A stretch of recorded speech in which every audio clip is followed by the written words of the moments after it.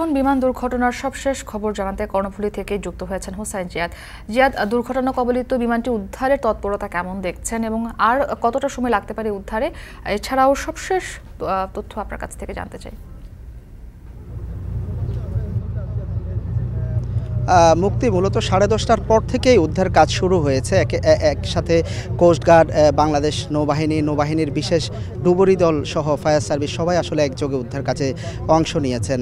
তবে এরই মধ্যে আসলে দুই পাইলট যারা প্যারাশুট থেকে নেমেছিলেন তার একজন এরই মধ্যে 12:30টায় তিনি মৃত্যুবরণ করেছেন হাসপাতালে। আমরা এখন যেখানে আছি মুক্তি, এটি যে জায়গাটিতে কর্ণফুলী নদীর একেবারেই মাঝখানে আমরা অবস্থান করছি, যেখানে এই জায়গাটির ঠিক আশেপাশেই আসলে বিমানটি বিধ্বস্ত হয়েছে বলে প্রত্যক্ষদর্শী এবং নৌবাহিনী বা অন্যান্য বাহিনীর পক্ষ থেকে বলা হচ্ছে। সেই জায়গাটিকে ঘিরে আমরা দেখতে পাচ্ছি যে নৌবাহিনীর বিশেষ কিছু জাহাজ, কোস্টগার্ডের বিশেষ কিছু জাহাজ এবং প্রশিক্ষিত ডুবুরি দল তারা আসলে উদ্ধার কাজে অংশ নিয়েছেন। এবং আমরা চট্টগ্রাম বন্দরেরও কিছু জাহাজ দেখতে পাচ্ছি, জরিপ জাহাজ বলা হচ্ছে। সেগুলোকে একটু জানিয়ে রাখি যে নৌবাহিনীর যেই জাহাজগুলো সেগুলো সোনার সিস্টেম আছে জাহাজগুলোতে, অর্থাৎ সেটি ক্যামেরা দিয়ে পানির তলদেশে দেখা যায় এবং নৌবাহিনীর সেই জাহাজটিতে উপরে একটি মনিটরে আসলে দেখা যায় যে নিচে কি আছে।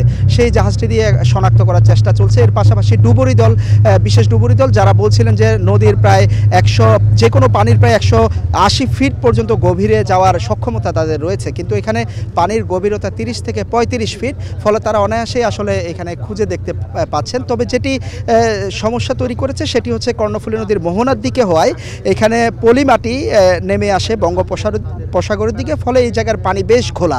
সে কারণে তারা এখনও পর্যন্ত আসলে সঠিকভাবে শনাক্ত করতে পারেননি ঠিক কোন জায়গায় মূলত রয়েছে বিধ্বস্ত বিমানটি এখানে। আর একটি বিষয় স্পষ্ট করে বলি যে এইখানে পাশেই জেটিতে, পতেঙ্গা কন্টেইনার টার্মিনালের জেটিতে নৌবাহিনীর উদ্ধারকারী জাহাজ যেটি বলবান সেই জাহাজটি রাখা আছে এবং সেই জাহাজটি মূলত 60 টন পর্যন্ত নদীর বা যে কোনো পানির নিচ থেকে তুলে আনতে সক্ষম, যেখানে বিধ্বস্ত হওয়া বিমানটির ওজন 5 টন। অর্থাৎ এখন জাহাজটি শনাক্ত করার অপেক্ষা। অনেকে বলছিলেন যে এখন ভাটা চলছে, বিকেল 5টার কিছু পরে হয়তো ভাটার পানি যদি কমে আসে সেই ক্ষেত্রে হয়তো সম্ভাবনা তৈরি হবে বিমানটি কোথায় বিধ্বস্ত হয়েছে সেটি শনাক্ত করার।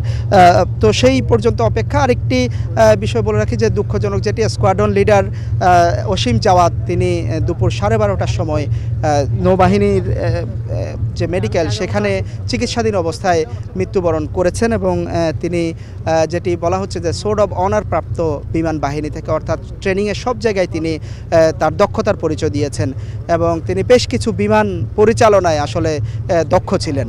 তো এই ছিল মুক্তি আমার কাছে সবশেষ খবর এখানকার উদ্ধার কার্যক্রমের। প্রশিক্ষণ বিমান দুর্ঘটনার উদ্ধার কাজের সবশেষ জানাতে আমাদের সঙ্গে কর্ণফুলী থেকে যুক্ত ছিলেন হোসাইন জিয়াদ।